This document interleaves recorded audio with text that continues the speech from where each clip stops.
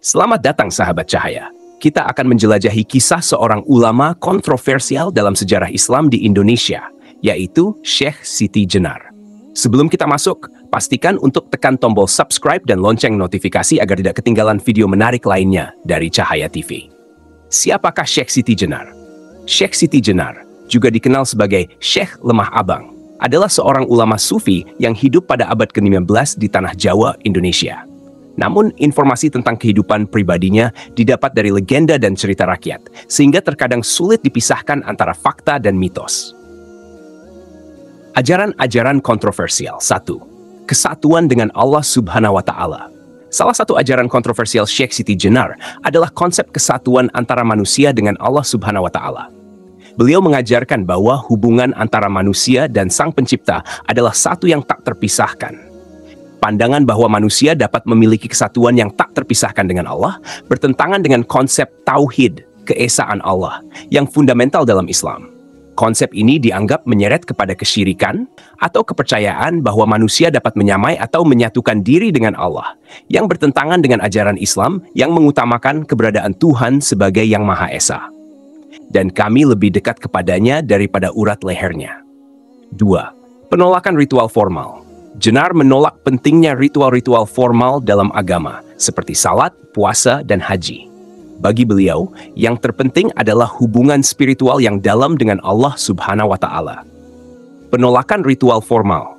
Ritual-ritual seperti salat, puasa, dan haji adalah bagian integral dari praktik keagamaan dalam Islam.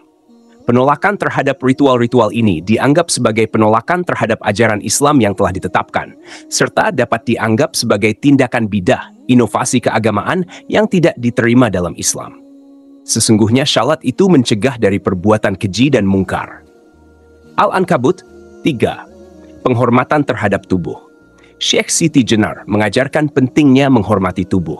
Bagi beliau, tubuh adalah anugerah Allah Subhanahu wa Ta'ala yang harus dijaga dan dihormati.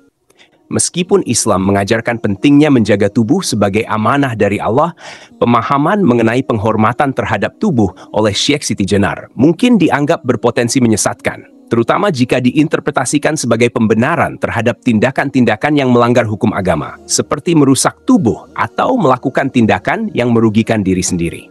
Dan janganlah kamu membunuh dirimu, sesungguhnya Allah adalah Maha Penyayang kepadamu.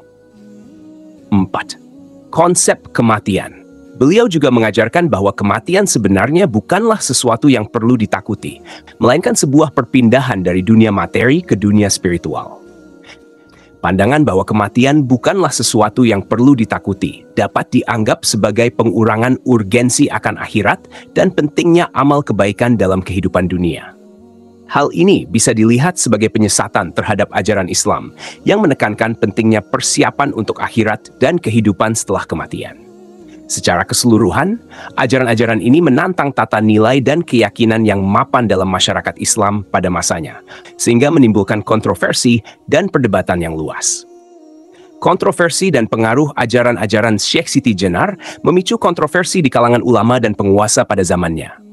Mereka khawatir ajarannya dapat mengganggu ketertiban sosial dan keyakinan umat. Meskipun kontroversial, dia memiliki pengikut setia yang tertarik dengan kesederhanaan dan kedalaman spiritualitasnya.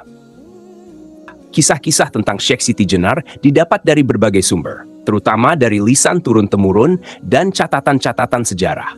Sumber-sumber utamanya termasuk kitab-kitab klasik seperti Babat Tanah Jawi dan Serat Centini, serta karya-karya sastra Jawa lainnya.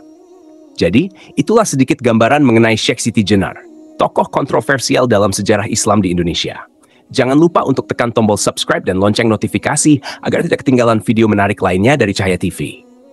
Terima kasih sudah menyimak dan sampai jumpa di video berikutnya. Semoga kita selalu dalam lindungannya. Subhanallah, walhamdulillah, wala ilaha illallah, Allahu Akbar.